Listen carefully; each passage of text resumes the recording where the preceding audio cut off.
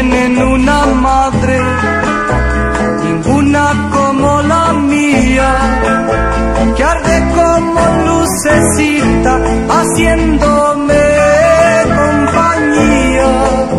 La vieran dentro mi rancho, sencillita como es ella, y sus ojitos se apagan como el fulgor de una estrella.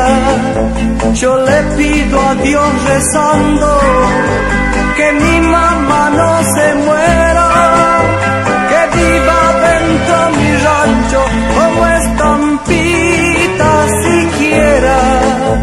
Yo le pido a Dios rezando que mi mamá no se muera, que viva dentro mi rancho como estampita siquiera.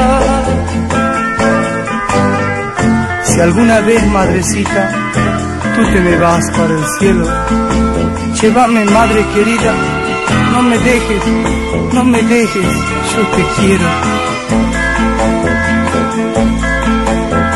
Pero su sombra me alcanza como bendición divina, es el ángel de la guarda de mi vida peregrina.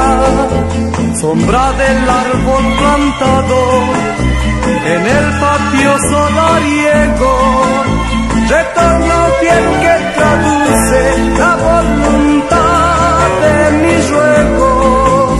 Yo le pido a Dios rezando que mi mamá no se muera, que viva dentro mi rancho como estampita siquiera.